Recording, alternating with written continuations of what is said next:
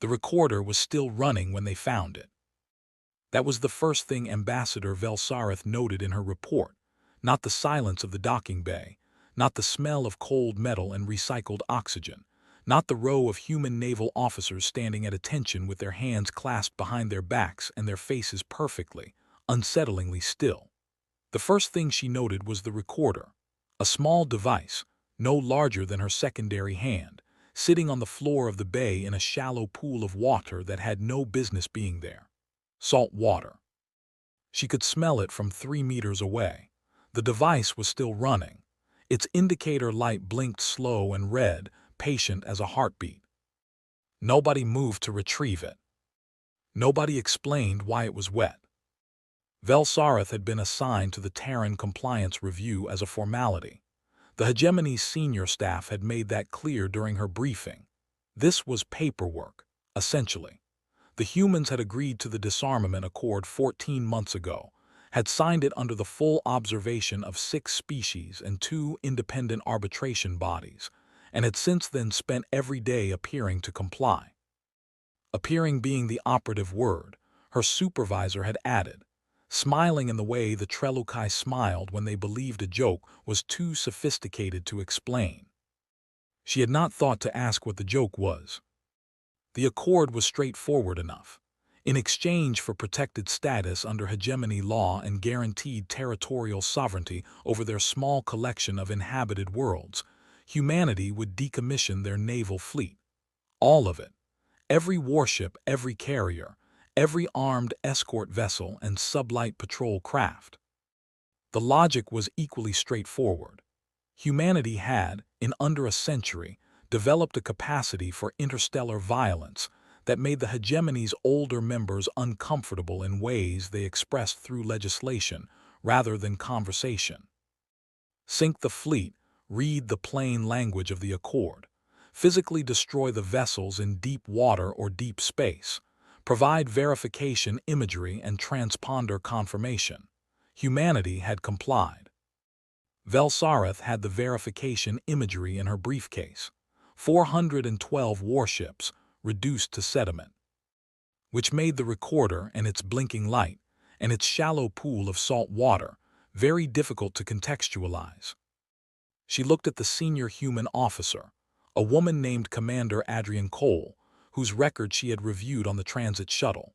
Decorated, quiet history, the kind of officer who appeared in official documents primarily through what she had not done, not complained, not refused, not made statements for the press when the accord was signed and humanity's admiralty stood in front of cameras looking like people being asked to bury their own children.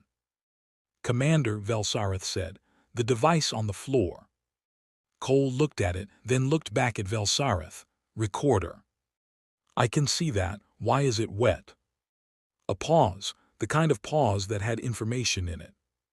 Salt water corrodes the casing, Cole said, makes them harder to tamper with after the fact. Standard practice. That was not an answer to the question she had asked. Velsarith wrote it down anyway. The first mystery, she would later write in her private notes, was the water. The second was the list. It arrived 3 days into her review, a formal document, submitted voluntarily by the Human Admiralty's office, cataloging every vessel that had been decommissioned under the accord. 412 ships, as expected. Names, classifications, construction dates, operational histories. She had been prepared to spend a week cross-referencing them against the verification imagery. She finished in 4 hours. Because the list was wrong. Not falsified, she could find no evidence of falsification, and the arbitration bodies would have flagged any discrepancy between the list and the imagery during their own reviews. The list was simply incomplete. The verification imagery showed 412 ships sinking. The list named 412 ships. The numbers matched. The names matched. The transponder confirmations matched. But the hegemony's original census of humanity's naval capacity, conducted 18 months ago in preparation for the accord negotiations, had counted 431 warships. The difference was 19. Velsarith had read the census report 3 times before the transit to Earth. She was certain of the number. She was also certain that nobody in 14 months of compliance review had mentioned the discrepancy. Not the arbitration bodies, not the human negotiators, not her own supervisor. She sat with that for a long time. 19 ships, not small patrol craft, not aging escorts, the census had been detailed. She pulled it up again on her tablet and matched classifications. Of the missing 19, 11 were deep-range carrier vessels. The remaining 8 were classified under a category she didn't immediately recognize, a human naval designation that translated loosely, imprecisely, as silent runners. She requested a translation clarification from the linguistics archive. The response came back 40 minutes later. No consensus translation. Category created 14 months ago. No vessels of this type appear in pre-accord records. 14 months ago, the same month the accord had been signed. "You look like you found something," said Lieutenant Pham, her assigned human liaison, setting a cup of something hot on the edge of her desk. He had a habit of appearing in doorways slightly before she expected him, which she found either considerate or unsettling depending on the hour. "I found an arithmetic problem," she said. He sat down across from her without being invited. That was also a habit. Those are the worst kind. 431 minus 412. Pham looked at the ceiling, counting silently, performing the theater of mental math for a moment longer than the calculation required. 19. He said. "Yes." "That's all you have, HM." He looked at her with the particular expression she had come to associate with humans who were being honest in a specific, limited, technically accurate way. "I'm not a naval officer, Ambassador. I don't have access to fleet records beyond what's been submitted for compliance review." "That is a very precise description of what you do and don't know." "I try to be precise," he said, and stood up and left. She looked at the door for a long moment after he closed it. Then she looked at the words on her screen. Category created 14 months ago. "The third mystery," she wrote that night, "is that they made room for them in the paperwork before anyone knew to look." Velsarith submitted a formal inquiry to the Human Admiralty the following morning. She did not expect a fast response. She received one within the hour. The reply was signed by a Vice Admiral Okonkwo, a name she recognized from the compliance hearings as one of the officers who had stood silent while his fleet was legislated out of existence. The response was 4 sentences long. It acknowledged the census discrepancy. It noted that 19 vessels had been determined non-compliant for decommissioning due to classification ambiguity under subsection 7C of the Accord's Technical Annex. It stated that the matter had been reviewed internally and deemed resolved.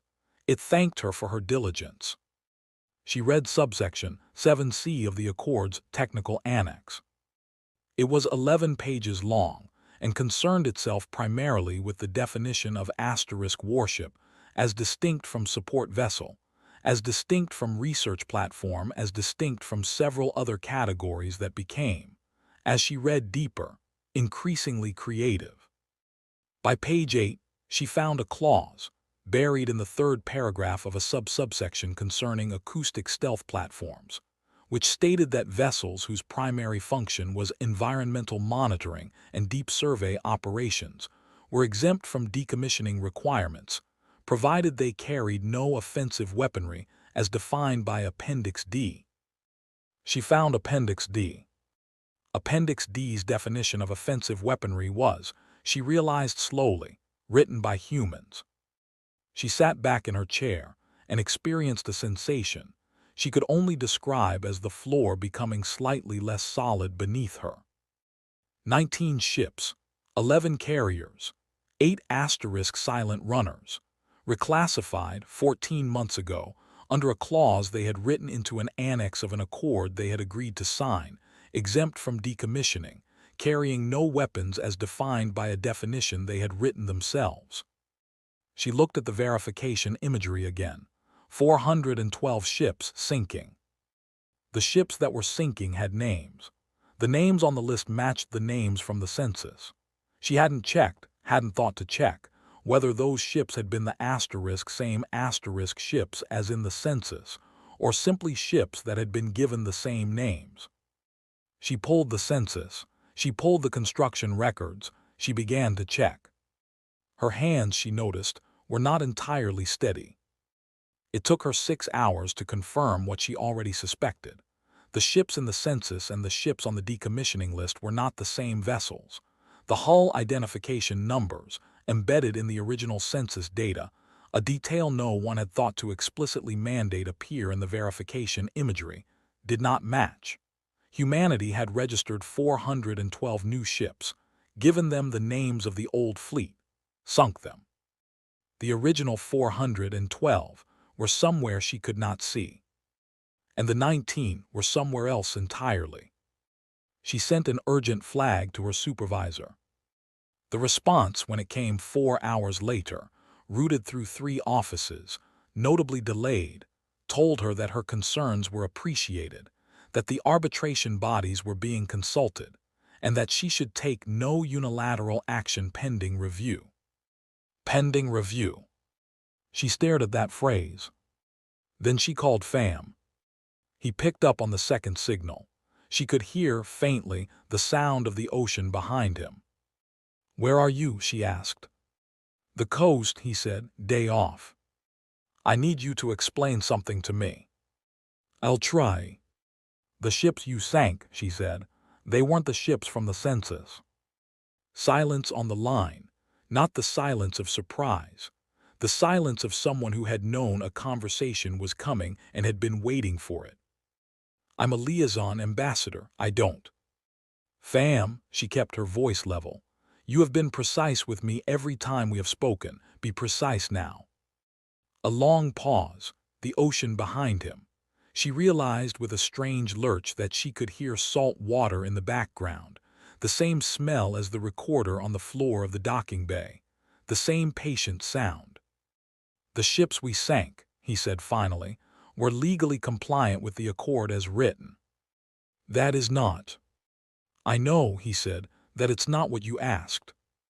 The line went quiet. She could hear him breathing. "How long?" she asked.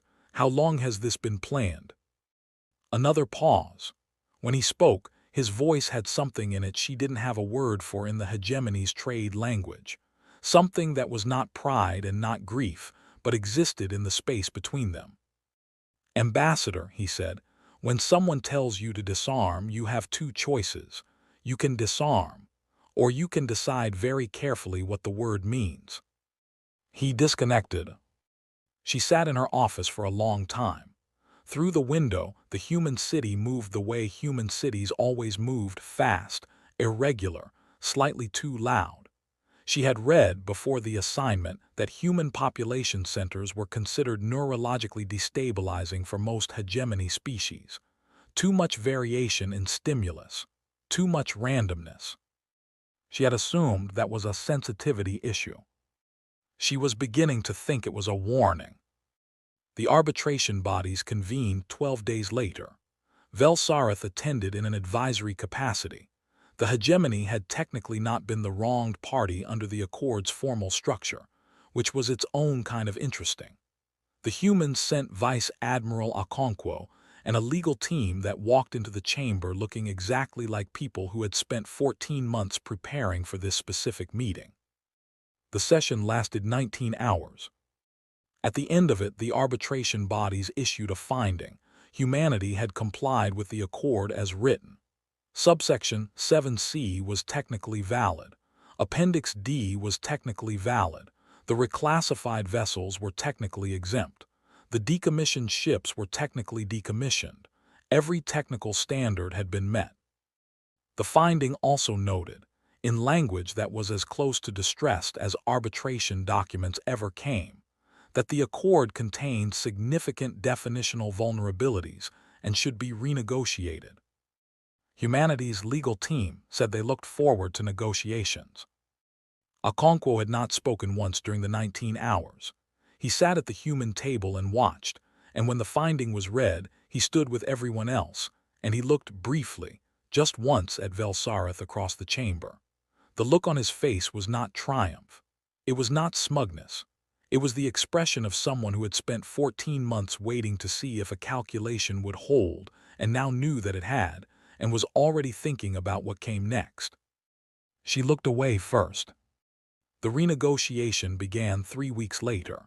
Humanity's terms were, on the surface, reasonable. They would agree to a genuine and comprehensive disarmament, all vessels, no exemptions, in exchange for hegemony military guarantees covering their territorial space. Full protection, active defense. The hegemony would, in effect, become responsible for fighting any war humanity might otherwise need a navy to fight. The hegemony's senior council agreed immediately. Of course they did. It was a better outcome than they had expected from a species they had underestimated for 18 months, and it still accomplished the primary goal: humanity without weapons. Velsarith read the new accord's text word by word. It was thorough. It was detailed. It was, she thought, the most carefully written document she had ever reviewed, every definition locked down, every exemption closed, every ambiguity addressed. She was 3/4 of the way through it when she found the clause about asterisk legacy vessels undergoing long-term environmental survey operations in non-territorial deep space, pending scheduled reintegration. She stopped. Reread. Pending scheduled reintegration. She looked up the phrase in the Accord's glossary. It was defined as the process of returning a vessel to active registry upon completion of survey operations, not to exceed a period of 15 standard years. 15 years. She looked at when the asterisk silent runners had been reclassified, 14 months ago. 15 years from that date would place their asterisk scheduled reintegration 13 years and 10 months from now. 13 years and 10 months during which they were, by the new Accord's own language, legacy vessels in ongoing survey operations. Not warships, not military assets. Survey platforms, exempt from the new Accord's decommissioning requirements because they had been created under the old Accord's framework, and the new Accord explicitly grandfathered legacy classifications for the duration of their survey periods. 19 ships, carriers and silent runners, hiding somewhere in deep space for 13 years and 10 months under legal cover, she was only now fully understanding, because they had written the cover into the first asterisk Accord before the second Accord existed to close it. She had been looking at the wrong layer. The whole review, the whole arbitration, the whole renegotiation, it hadn't been the trap. The first Accord had been a feint. The renegotiation had been the feint inside the feint. The 19 ships weren't the hidden fleet. They were the proof of concept. She thought about the recorder on the floor of the docking bay, blinking in its pool of salt water. She thought about Pham saying, "Be precise with me." She thought about what it meant to decide, very carefully, what a word means. Then she thought about the hegemony's sixth contested reach, a region of space that humanity's territorial sphere sat adjacent to, had always sat adjacent to, in which 3 other species were currently engaged in a resource conflict that the hegemony had been carefully not resolving for 11 years, because the resolution would require military commitment the hegemony's current council didn't want to authorize. The hegemony had just guaranteed humanity's territorial defense, which meant the hegemony was now legally obligated to defend humanity if the Sixth Reach conflict expanded into their sphere, which meant humanity had just acquired the hegemony's military umbrella without surrendering anything it actually needed. She put the document down. She walked to the window of her office. Below her, the human city was doing its usual thing, too loud, too fast, too much. Behind her on the desk, her communicator lit up. A message from Pham. No text, just an image, the ocean at night taken from a great height, Nothing visible on the surface, nothing visible beneath it. She understood the message. She requested a direct meeting with Commander Cole. It was granted within the day, which surprised her. She had expected obstruction, or at least delay. Cole arrived alone, in civilian clothes, which surprised her more. They sat across a small table in a room with no recording equipment. Velsarith had checked. "The sixth reach," Velsarith said without preamble. Cole said nothing. "If the conflict expands," Velsarith continued, "and it will, the resource calculus makes it mathematically inevitable within 8 years. The Reach's western boundary crosses directly through your territorial sphere, which the hegemony is now obligated to defend." "That does seem to follow," Cole said. "You engineered this." Cole tilted her head slightly. "We negotiated an agreement." "You negotiated an agreement knowing that it would compel us into a war." "We negotiated an agreement that gives our people protection," Cole said, and her voice was quiet and even and entirely without apology. "The protection we needed, without which our worlds were exposed. By using our own legal framework against us. We used the framework that was offered to us." Cole was silent for a moment. Then, "Ambassador, you know what it cost us to sign that first accord, to stand in front of our people and decommission a fleet that took 4 generations to build." Velsarith thought about Okonkwo's face during the signing, the faces of the officers on the day she arrived. "I have some idea," she said. "No," Cole said, not unkindly, "you don't." "Silence." "The silent runners," Velsarith said. "Where are they?" Cole looked at her. The expression was the same one Okonkwo had used across the arbitration chamber. Not triumph, not smugness, something older and quieter. "They're where they need to be," she said. "And the original fleet, the 412. The corner of Cole's mouth moved, almost not a smile at all. "You said 412 ships, Ambassador. That was the census number, but ships are not just hulls. Ships are crews, engineers, pilots, officers who know how to fight." She folded her hands on the table. "The hulls we built for the Accord, we built them fast and we built them cheap. Crews from those hulls needed to go somewhere." The floor was less solid again. "You didn't just hide ships," Velsarith said. "No," Cole confirmed. "You transferred the crews." "We reassigned personnel," Cole said carefully, "to existing survey operations as authorized by Subsection 7C. Yes. Before the Accord was signed. Personnel reassignments are not governed by the Accord's vessel decommissioning clauses." Velsarith sat back in her chair. She looked at the ceiling for a moment, then back at Cole. "How many?" she asked. Cole said nothing. "How many ships total, not the census number, the real number?" The silence lasted long enough that Velsarith understood it was the answer. She thought about the hegemony's 6th reach, 8 years to an expanding conflict. The hegemony, suddenly and legally and at their own insistence, responsible for defending human space. 19 reclassified survey vessels that would reintegrate in 13 years and 10 months. A fleet of unknown size, crewed by 4 generations worth of naval personnel. Positioned somewhere in deep space under legal classifications, humanity had written before anyone knew to prevent them. She thought we asked them to disarm. She thought, and they did, precisely, carefully, and exactly as much as we had the language to require. She thought, and they spent 14 months handing us legal rope, and watched us tie the knot, and thanked us for the protection we promised them as they placed the noose around our strategic future. And they had done this not from a position of power, not from a position of technological advantage or military dominance, but from a position of absolute legal subordination, with a pen and a dictionary, and people who were willing to stand in front of cameras and pretend to grieve ships that were already somewhere else. She thought about the recorder, blinking in its pool of salt water. She thought about the fact that it had been running, recording, from the moment she arrived, and nobody had moved to retrieve it. Because they had wanted her to wonder. The Sixth Reach conflict expanded in 6 years, not 8. The first incursion into human territorial space came fast and hard. A resource extraction fleet from the Drev Collective, armed, uninvited, positioned over the third moon of a human colony world before the hegemony's response forces had finished processing the alert.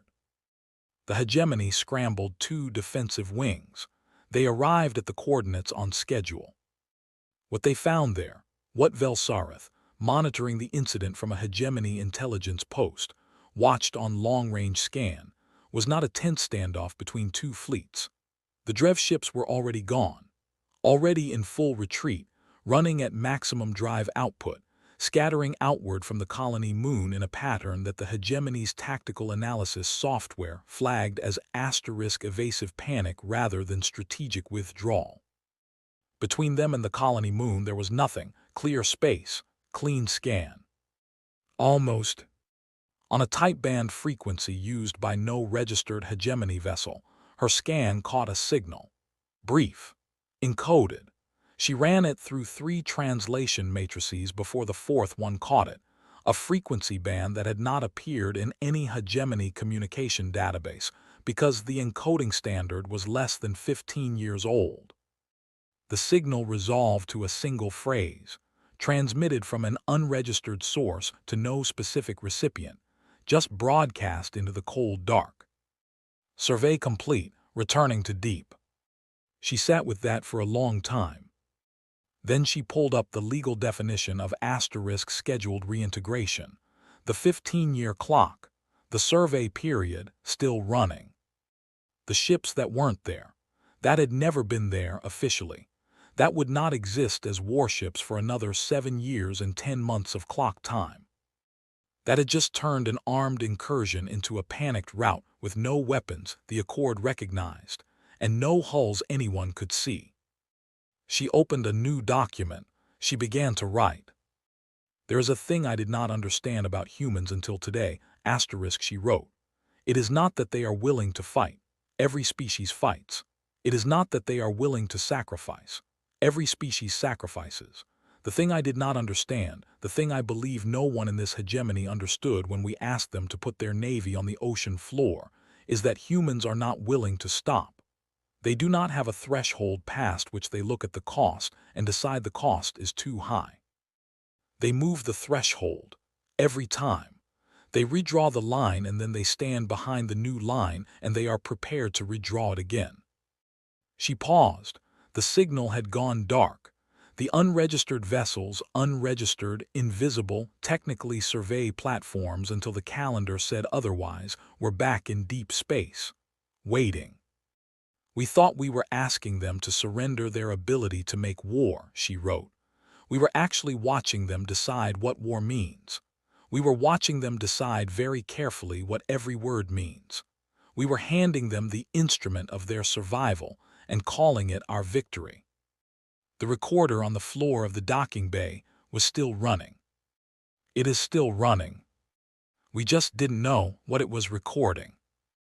Vice Admiral Okonkwo issued a public statement the following day. It was short. It expressed humanity's full confidence in the hegemony's commitment to territorial defense. It thanked the hegemony's response forces for their prompt mobilization. It expressed humanity's hope for continued cooperation and mutual security under the existing Accord framework. It was signed at the bottom by Commander Adrian Cole. In the signatory line below her name, her title read, Survey Operations Deep Range Division. Not Commander, not Naval Officer, Survey Operations. Velsarith read the statement twice. She read Cole's title 3 times. She thought about the ships the hegemony's scan had not seen, about the Drev Collective's ships running at panic speed from something that left no signature, about a frequency band that had never been registered with any authority because the authority hadn't known to ask. She thought about the Nitoshan image Fam had sent her, nothing on the surface, nothing visible beneath. just the fact of the ocean, and the knowledge that nothing visible did not mean nothing was there. She closed the statement. She opened a message to her supervisor. She typed for a long time. "We are bound by a security accord we proposed," she wrote. "Bound to defend a species we asked to disarm. We are now the shield for a civilization that never needed a shield, that needed, specifically, an arrangement under which someone else would stand in front of the threat while they finished preparing for a war they have been preparing for since before we made them sign anything. The accord bought them 6 years, maybe 10. Maybe the full 15 until the clock runs out and the survey vessels reintegrate, and we discover what a fleet looks like when it's been crewed by 4 generations of naval personnel who have spent 15 years doing nothing but training in deep space with no one watching." She deleted the last sentence, wrote it again, deleted it again. Finally, she sent the message with just the first part. Her supervisor responded in 40 minutes. The response was one line: "How many ships do you estimate?" She thought about Cole's face, the corner of her mouth. She thought about what it meant to decide very carefully what a number means. "Enough," she wrote back. She looked out the window at the human city below. Too loud, too fast, too much. The kind of stimulus that destabilized rational observers. The kind of environment that, if you were not human, you processed as chaos. She was beginning to understand that chaos was not the right word for it. The right word was asterisk practice. 7 years and 10 months on the clock, somewhere in deep space. In waters that no registry had mapped and no scan had successfully resolved, ships that were technically survey platforms continued their work.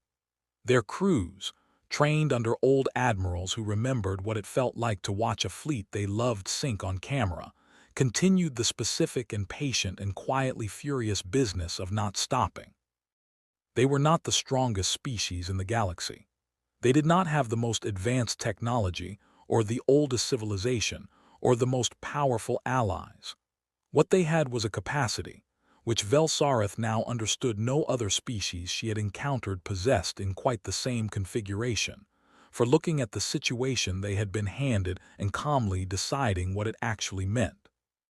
And an absolute, total, apparently physiological inability to accept the version that meant they lost. The recorder blinked in its pool of salt water. The light was still red. The recording was still running.